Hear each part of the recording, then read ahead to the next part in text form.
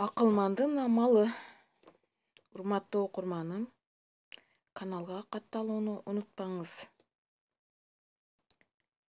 Илгери бир залим падыша замандашы болгон бир акылманды кыйыктап, аны бир бек орго салдырып, үстүн жаап, анын үстүнө дагы эгин эктиртип таштаптыр. Арадан анча өтпөй, баягы залим падыша дүйнөдөн кайтып, ордуна экинчи бирөөнү падыша кылышты. Ал ичимдикке ышкылуу эле.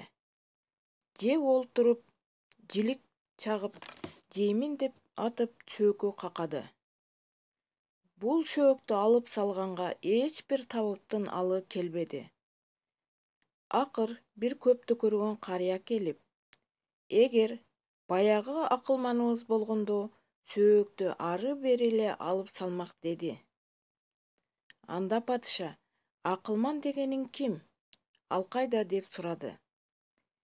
Карыя айтты: сенден мурунку падыша аны тирүүлөй орго көмүп, үстүн бастырып салган. Анын көмүлгөнүнөн бери 7 жыл өттү. Балким тирүүдүр. Өтө акылдуу. Аалым табып эле, мүмкүн өзүнө да бир чара тапкан чыгар деди. Падыша ордун үстүн аштырып, акылман табыпты чыгартты. Өлбөптүр. Бирок абасы таза эмес болгондуктан алы кетип куруптур. Бир нече күн өзүн өзү таптап оңолду. Андан соң падышага айтты: сенин ооруңдун дабасы балаңдын жүрөгүндө.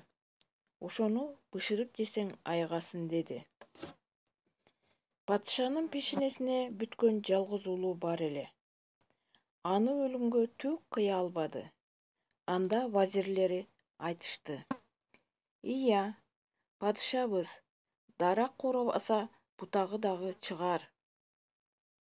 Эгер дарак тамырынан куураса, бутак айласы кетет. Ошентип отуруп, кыйла насыйкаттан кийин падышаны ийге келтиришти. Ошондо акылман табып: падышанын уулун байлагыла деп буйрду. Падыша өзү өксүп, ыйлап карап турду. Акылман табып: ия, падышам, мынтип карай берсең акылыңдан жазарсың деп көзүнө жуулук байлатты. Анан дароо: тез бир кой алып келгиле деп буйрду. Койдун аягын байлап, бисмиллахы Аллаху акбар деп чалып жиберишти. Ысык кан булоолоп чачырай бергенде, падыша бул азапка чыдабай вай деп бакырып ийди. Тамагындагы баягы сөөк ыргып кетти. Ошондо болду, бүттү дешип, падышанын уулун көшөгө соңунан чыгарып, атасына катар коюшту. Падыша уулунун эсен соо экенин көрүп аябай катуу кубанды.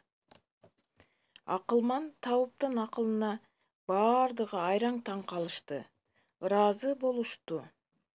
Падыша болсо акылман табыпка урмат көрсөтүп, көп мал берип, бек сыйлады. Демек, илим, билим, акыл жакшылык үчүн керек. Аны жакшылыкка гана керек деп багыттоо зарыл. Бул чыныгы инсандык касиет, сапат. Көрсө, жакшы амалды издеп таап аткаруу менен башка түшкөн мүшкүл иштен кутулууга болот экен. Автору Б. Исаков.